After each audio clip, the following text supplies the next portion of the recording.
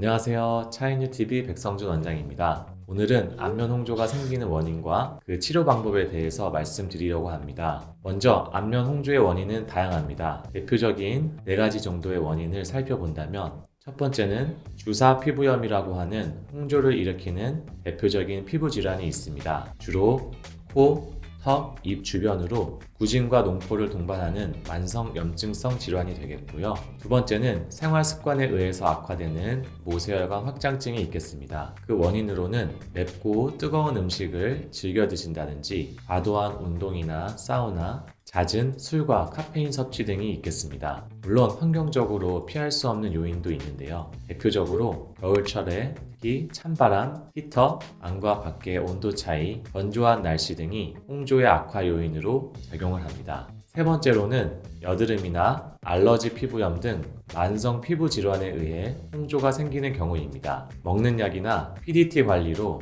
여드름을 치료하면서 늘어난 혈관으로 인해 생긴 여드름 붉은 자국을 레이저로 같이 치료하는 이유가 되겠습니다.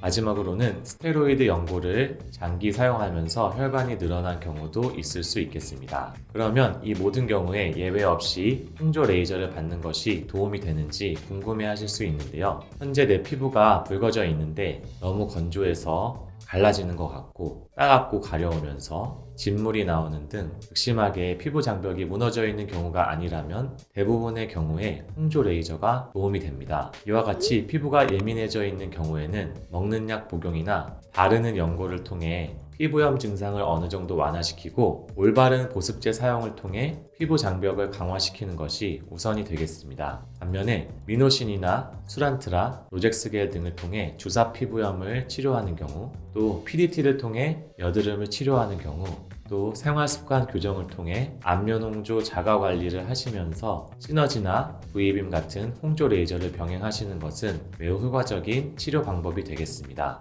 V빔은 595나노미터 파장을 이용하는 펄스타일 레이저로 대표적인 안면 홍조, 모세혈관 확장증 치료 레이저가 되겠습니다. 595나노미터 파장은 헤모글로빈이라고 하는 혈관의 흡수도가 매우 높습니다. 따라서 정상 피부 조직에는 손상을 주지 않으면서 선택적으로 혈관만을 안전하게 치료할 수 있는 레이저가 되겠는데요. 기본적으로 혈관벽을 파괴시키거나 응고시켜 늘어난 혈관의 양을 줄여주는 방식이 되겠습니다. 585나노미터를 사용하는 시너지 홍조 레이저와의 차별점을 살펴보면 에어쿨링 방식이 아닌 BCD라고 하는 가스 분사 방식의 쿨링을 사용하기 때문에 조금 더 화상이나 멍과 같은 부작용이 적고 통증도 적은 편입니다. 물론 강도에 따라서 V빔도 멍이 드는 경우는 있으나 시너지보다 흔하지는 않고 보통 하루 이틀 붓기나 약간의 열감 등이 있는 편으로 일상생활의 불편감이 적어 부담없이 받으시기 좋습니다. 이와 같이 V빔은 쿨링 시스템이 안정적이고 레이저 출력도 좀 더 강하면서 일정하고 안정적으로 조사되기 때문에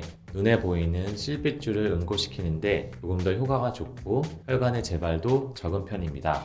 V빔 레이저 치료의 중요한 점은 3-4주 간격을 통해 최소 3에서 5회 이상의 반복 시술을 해야 한다는 것입니다. 한 번만 받아도 어느 정도 혈관의 양이 줄어들기는 하지만 눈에 보이지 않는 작은 혈관들까지 치료하고 재발을 줄이며 좀 더 가시적인 효과를 보기 위해서는 최소 3회 이상의 치료와 그 이후에 주기적인 유지 치료가 필요합니다. 또한 레이저를 이용해 혈관이 줄어들었다고 해도 내가 사우나를 즐겨하고 술을 자주 드시고 맵고 뜨거운 음식을 즐겨 드신다면 레이저 치료 효과도 떨어지고 홍조가 조금 더 빨리 재발할 수 있습니다. 따라서 생활습관 교정을 위한 노력이 병행되어야 합니다. 또한 여드름은 피지 조절 그리고 여드름균과 염증에 대한 항염 치료가 필요하며 주사 피부염 같은 피부 질환도 그 원인인 만성 염증 조절이 필요합니다. 염증 조절은 미노신과 같은 항생제를 통해 모낭충 조절은 수란트라와 같은 외형제를 사용하기도 하기 때문에